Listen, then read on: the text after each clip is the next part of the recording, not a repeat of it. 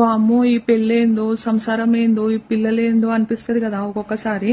కానీ అంటే ఇక తప్పదు కదా. సో అందరితో సమానంగా మనము వెళ్ళిపోవడమే. కాకపోతే కొందరికి ఎక్కువ తక్కువ సమస్యలు, మనము సమస్యలను తెచ్చుకునే దాన్ని బట్టి ఉంటుంది, సమస్యలను క్లియర్ చేసుకునే దాన్ని బట్టి ఉంటుంది, అంతే కదా. ప్రాబ్లమ్స్ అందరికి వస్తాయి. కానీ ఇక్కడ ఈ టాపిక్ ఎందుకు వచ్చిందంటే, అంటే కొందరిని చూస్తే బాధ అనిపిస్తుంది. అరే ఎందుకు ఇలా ఉన్నారు. ఒక్కొక్కసారి మన గురించి మనం కూడా ఏదైనా ఆలోచిస్తే ఎందుకు ఇలా అని ఆలోచిస్తాము, డల్ అయిపోతాము, మళ్ళీ యాక్టివ్ అయిపోతాము. ఓకే, అదంతా కామన్ థింగ్ అనుకోండి. కాకపోతే ఏది ఎట్లున్నా మినిమం బేసిక్ నీడ్స్ అనేది ఉండాలి. మరీ ఘోరంగా తిండికి కూడా కష్టం అయ్యేటట్టు, రెంట్ కూడా కట్టుకోకుండా అలా ఉంటే కష్టం కదా, పిల్లల్ని కూడా చదివించుకోకుండా. సో ఇక్కడ నేను చెప్పేది ఏంటంటే, ప్రేమ మాత్రం చాలా ఇంపార్టెంట్. అంటే ఒకరి పట్ల, ఎగ్జాంపుల్ వైఫ్ అండ్ హస్బెండ్ తీసుకుందాం, ఒకరి పట్ల ఒకరికి రెస్పెక్ట్ ఉండాలి, లవ్ ఉండాలి, కేరింగ్ ఉండాలి. ఒకటే పూట తిన్నా కూడా, అది కూడా కారంతో తిన్నా కూడా ప్రేమ అనేది ఉండాలి.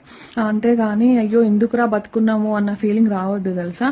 మినిమం బేసిక్ నీడ్స్ తీసుకుంటూ అందుతే చాలు, పెద్ద ఆశ ఏం అవసరం లేదు తెలుసా. ఓ 4 వీలర్, ఓ 2 వీలర్, ఒక ఇల్లు, షెల్టర్, పెద్ద ఆశలు ఏమి ఉంచుకోకుండా అలా ఉంటే ఎంత హ్యాపీగా ఉంటుంది కదా. ఇవన్నీ లేకుండా మంచి అర్థం చేసుకునే వైఫ్ అండ్ హస్బెండ్ ఉంటే అది ఇంకా చాలా బాగుంటుంది. రోజు పండగలాగానే ఉంటుంది. చిన్న చిన్న గొడవలు కామన్ కపుల్స్లో. సో ఇక్కడ నేను చెప్పేది ఏంటి అంటే, ఇక పైన కూడా ఎవరన్నా మనస్పర్ధాలు అట్లాంటిది ఏదైనా ఉంటే ప్రేమగా ఉండండి, హ్యాపీగా ఉండండి, మారడానికి ట్రై చేయండి. మిమ్మల్ని చూసి మీ పిల్లలు నేర్చుకుంటారు. రేపటి దిన వాళ్ళ పెళ్ళిళ్ళు అయ్యాక కూడా వాళ్ళు అంతే సేమ్ మీలాగే చేశారనుకోండి, వాళ్ళ towards their husbands and wives. అలా చేస్తే ఎలా ఉంటుంది ఆలోచించండి. సో ఏదైనా పిల్లలు మనం చూసి అన్ని నేర్చుకుంటారు కదా, అవునా కదా. సో మారండి, హ్యాపీగా ఉండండి. ఏదో ఉన్న ఒక ఈ మనిషి జీవితము హ్యాపీగా బతకాలి కానీ అయ్యో ఎందుకురా బతుకున్నాం దేవుడా అన్న ఫీలింగ్ రావద్దు తెలుసా. ఆలోచించండి.